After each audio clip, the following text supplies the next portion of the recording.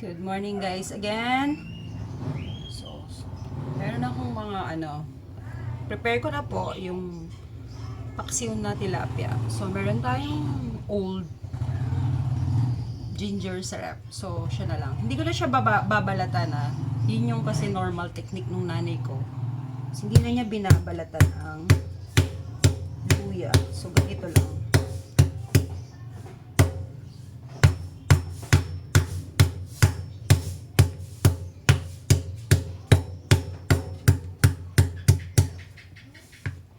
Kukuha na lang ako ng konti dun sa binili ko. So, ayan.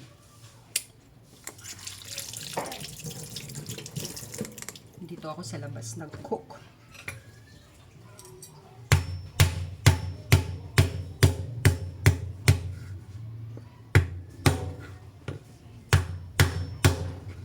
So, ayan. Nilagay natin siya dito.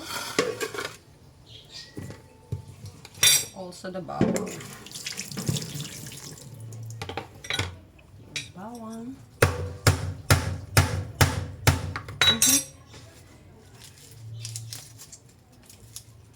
So, hindi ko siya lalahatin. Tabi natin to for our next menu. Yan.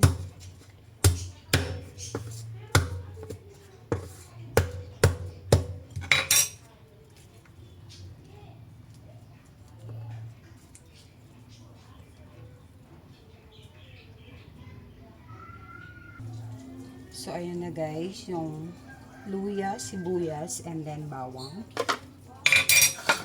Huwain na natin yung talong.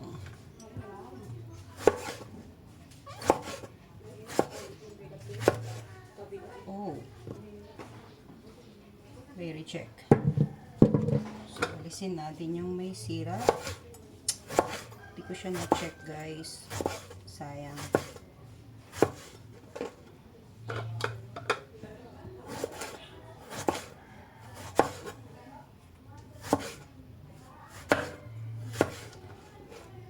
Okay.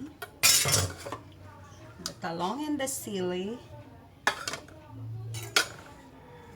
Then, hiwain na natin yung tilapia. So, since malalaki siya, gagawin ko siyang tag-dalawa.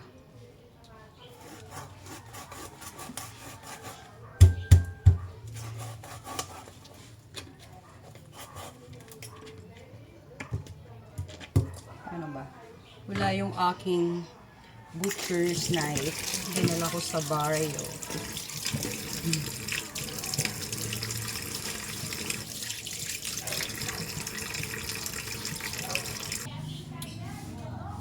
Yan guys, yung tilapia nilugaw.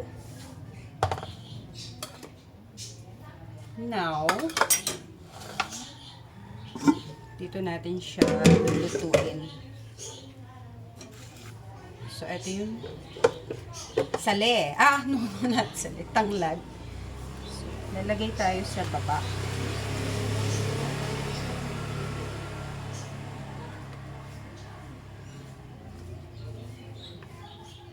Tapos yung iba sa taas. Wash ko muna. Nahugasan na to, pero just to be sure. Ayan. So, head muna. Head. Yung guys, ang lalaki. Thank you pala. Shout out sa aking kapatid na nagbigay ng mga fill-ups. Okay.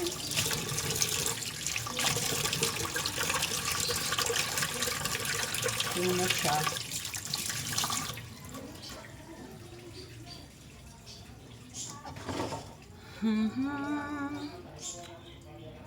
This muna, ha? The luya. So, sama-sama na siya. The bawang and the sibuyas. Okay.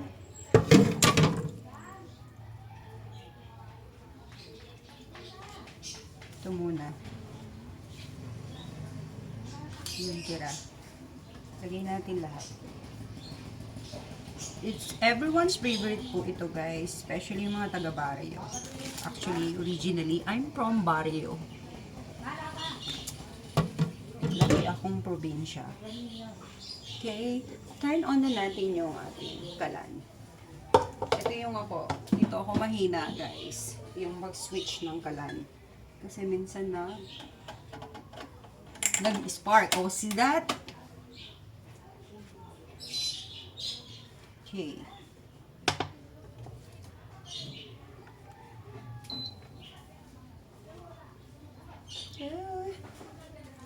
We'll put suka muna. We'll put the suka.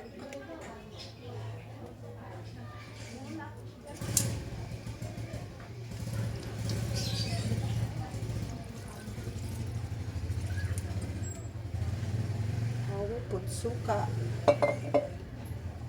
Then again, my secret weapon.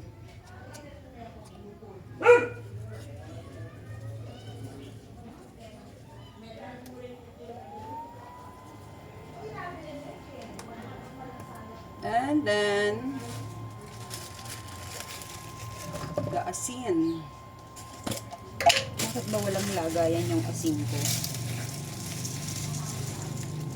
Hindi ako prepared.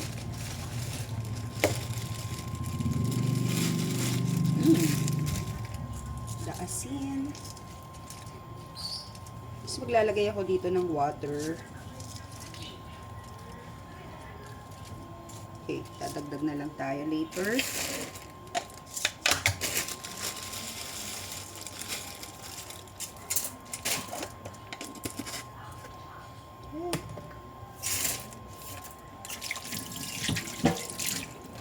I will add water.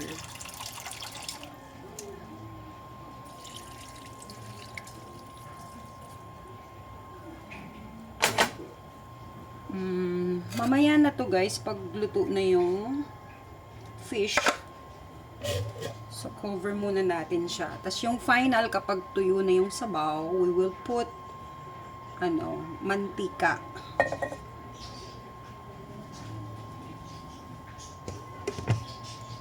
Okay. Taasan natin para mabilis. Linisin ko muna yung aking lababo, guys.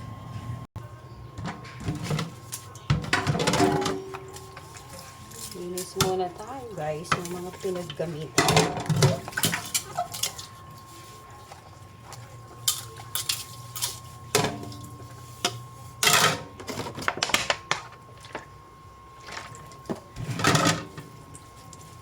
Yung aking, ay! Mahiwagang sandata.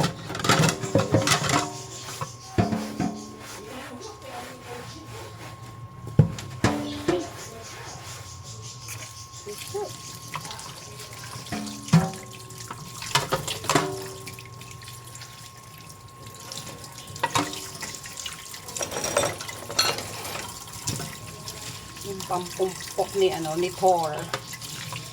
Sandata ni Thor. For the bawang. Para hindi siya lumilipad. Hindi siya tumatalon. Tapiin muna natin siyang lahat.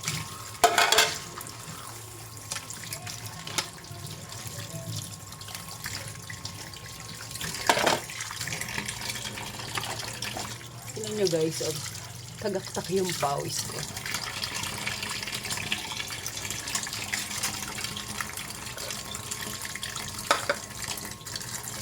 Okay, malinis na.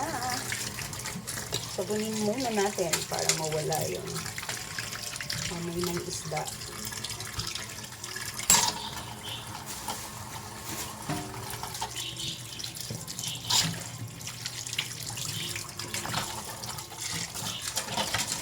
So, kasi guys, mahilig ako sa isda, gulay.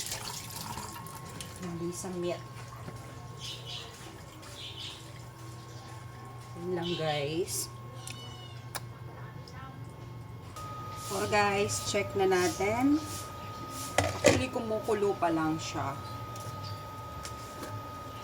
Yan. Para mas kakaiba yung lasa. This time po, para madurog ito, dried bawang. Sabay na natin siya sa pagpapakulo. Oh, yan.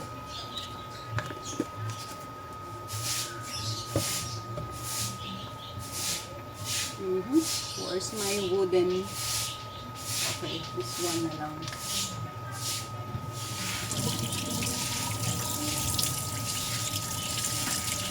Ulitin natin ito, this one. So, we need to wash it first.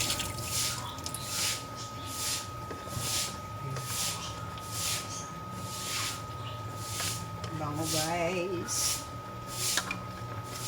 Takpan natin siya ulit. Kailangan lang matunaw yung bawang.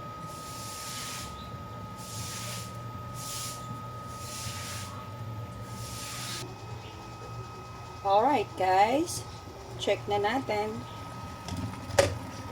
So,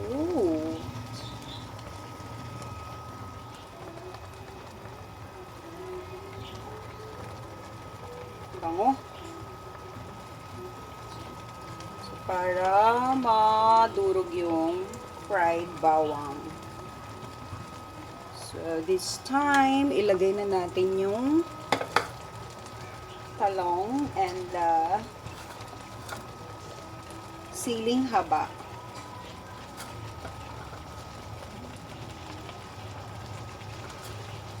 Mamaya ko na siya i-taste pagka kumpleto na. Ay, daming sili. Sana hindi siya maanghang, baka hindi kainin ni Ginger. So gusto niya yung fish lover ang aking alagang pusa. Oh. Sige guys, taste natin later. Mag-add ako ng konting asin para sure lang. Kasi pag paksiw, hindi masarap yung matabang. Normally, pag matabang, nagdadagdag pa ako ng asin sa mismong rice ko. Para matama yung blend nung asim. So, yun. Okay, guys. Okay. Let's cover it again. Diba? Wow, much. Flex ko lang yung aking alaga.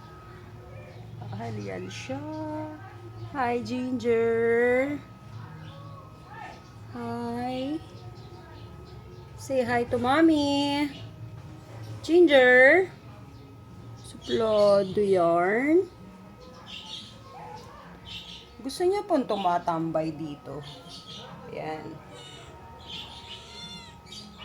What? Oh. Did you finish your food na? Oh. Sabi niya, not yet. Kasi may tira pa. Okay. Check na natin yung lasa.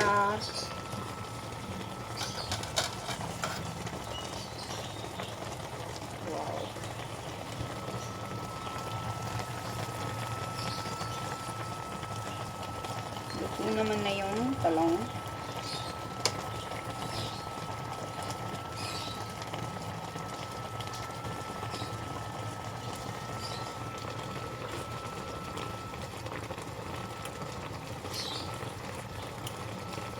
Sarap. Now, we'll add mantika.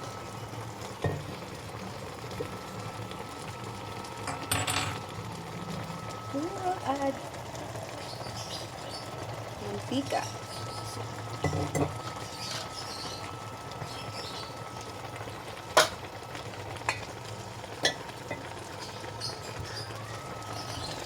And guys,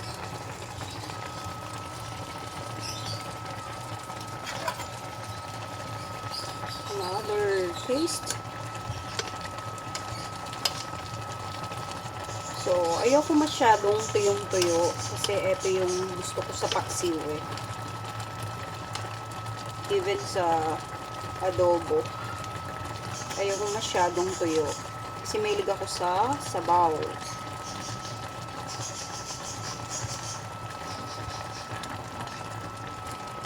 So, final taste natin.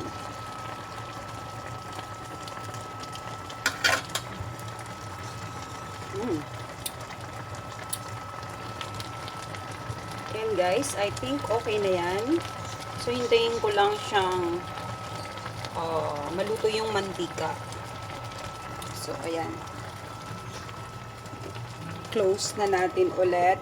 Siguro mga 2 minutes pa para totally mabawas man lang ng konti. Okay? So, sorry naman sa pawis ko.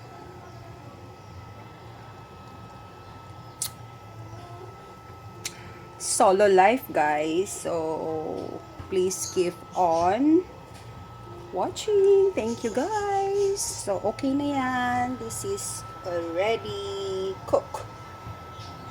Okay na po siya. Salamat, guys. So, kayo po. Ito yung lutong Kapampangan. Merong tanglad. So, it's don't worry, yung pawis ko hindi naman po napupunta dun sa niluto ko. Even kahit nagsasalita ako, ano naman, safe naman. Though, tayo lang naman ang kakain. Hindi naman tayo maselan. I just love the smell. Pag sa loob po kasi, yung since fish siya, no? Or, naiiwan yung amoy. Wala kasi akong exhaust fan dun sa dirty kitchen ko. So, ayoko yung ilang oras na nangangamoy pa po yung kusina mo sa niluluto mo. So, depende. Yun lang, guys. Thank you for watching. Bye. Have a wonderful day ahead. Love you all.